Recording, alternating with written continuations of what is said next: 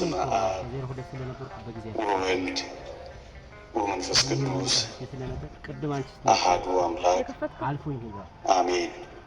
ስሙን እንድንጠራ ቃሉንም እንድንሰማ ይረዳን የአባቶቻችን አምላክ የእኛም አምላክ ልዑል እግዚአብሔር ዘላለማዊ ስሙ የተመሰገነ ይሁን። መጣው ዳቦ ስላልመጣልኝ ነው። አንተ ስልክ እዚህ አስቀምጣለህ አትልም። ስሙ የተመሰገነ ይሁን። ለቀደምት አበው ለነቢያት፣ ለቅዱሳን ሐዋርያት፣ ለሐዋርያውያን አበው ለሊቃውንት የገለጸውን ጥበብና ምስጢር ለሁላችንም ይግለጽልን። ከዚህች ዕለት በረከት ረድኤት ለሁላችንም ያሳትፈን፣ አሜን።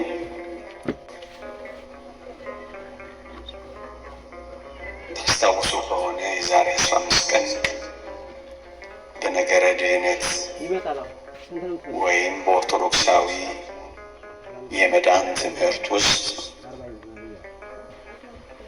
ሊታይ ይገባዋል ወይም ደግሞ ከአንዳንድ ሰዎች ይጠየቃል ብለን በአንድ ርዕሰ ጉዳይ ላይ ተማምረን ነበር። ይኸው በቀኝ የተሰቀለው ወንበዴ እንዴት ነው የዳነው የሚለውን ለ50 ከቤተ ክርስቲያናችን የመዳን ትምህርት ሳንወጣ በአንድ ርዕሰ ጉዳይ ላይ እንማራለን። እግዚአብሔር እንደረዳን ለተወሰኑ ክፍሎች እነዚህን ሐሳቦች በቀስታ እየተማማርን እንቆያለን። መሰረታዊ የቤተ ክርስቲያን ትምህርት ስለሆነ ቀድመንም እንደነገርናችሁ ማስታወሻ ብትይዙ ነው እወዳለን።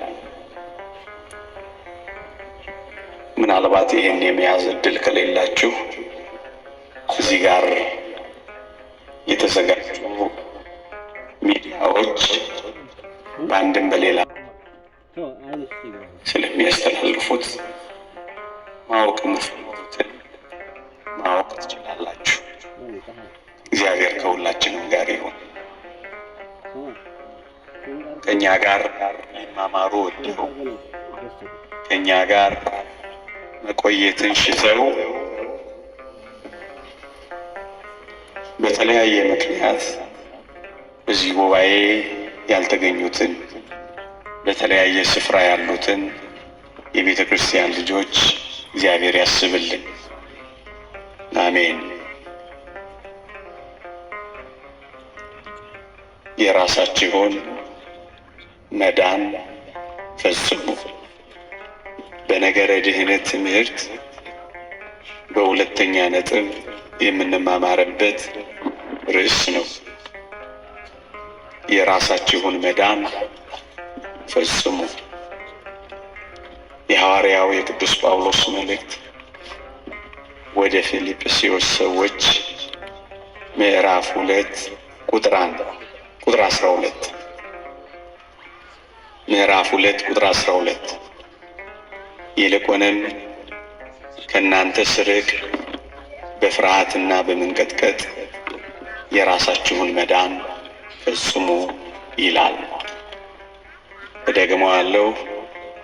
ይልቁኑ ከእናንተ ስርቅ በፍርሃትና በመንቀጥቀጥ የራሳችሁን መዳን ፈጽሙ ይላል። በዚህ ርዕስ መነሻነት ለጥቂት ደቂቃዎች እንማራለን። ሰምተን ለመጠቀም እግዚአብሔር ይርዳን። የእግዚአብሔር ማዳን አንዳች ነገር ሳይቀረው ተፈጽሟል። እግዚአብሔር ሰው ሆኖ በመገለጡ መከራን በመቀበሉ በመሞቱ ደግሞ ሞትን ድል አድርጎ በመነሳቱ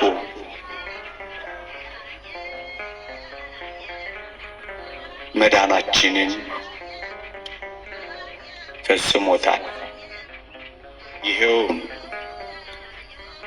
መዳናችንን ፈጽሞታል ስንል ከቀድሞ ከአዳም በደልና መርገም ነፃ አውጥቶናል ማለታችን ነው። አሁን በአዳም በደል ከመጠየቅ ነፃ ወጥተናል፣ ድነናል። በሥጋው መቆረስ በደሙ መፍሰስ ገነትን ከፍቶልናል፣ ሲኦልን በዝብዟታል። ድነናል። በኃጢአት ምክንያት የጎሰቆለውን ባህሪያችንን አድሶልናል። ድነናል።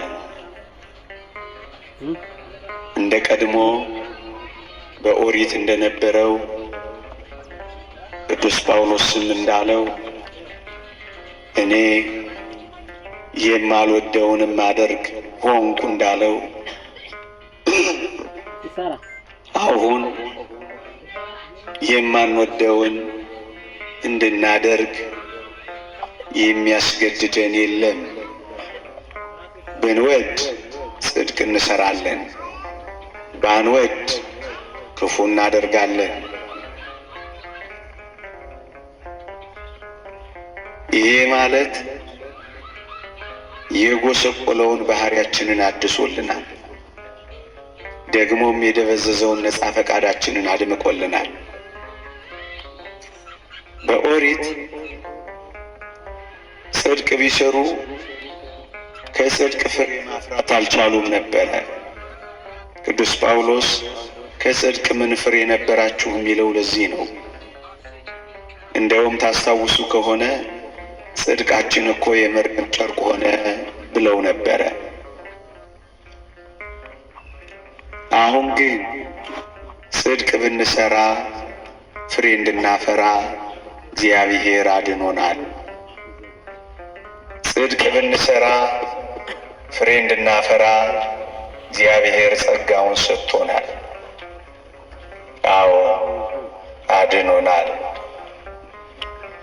አድኖናል ብለን ስንናገር በጅምላ ከመኮነን ነፃ ወጥተናል።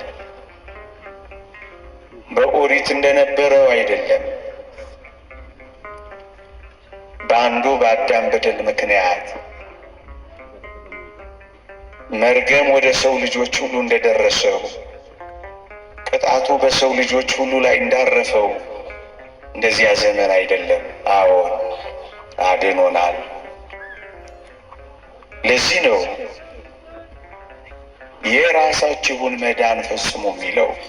ምክንያቱም እግዚአብሔር ማዳኑን አንዳች ነገር ሳይቀር ፈጽሞታል። አሁን የሚቀረው በዚህ የእግዚአብሔር የማዳን ጸጋ ውስጥ የእኛ ተሳትፎ ስለሚቀር ነው የራሳችሁን መዳን ፈጽሙ የሚለው።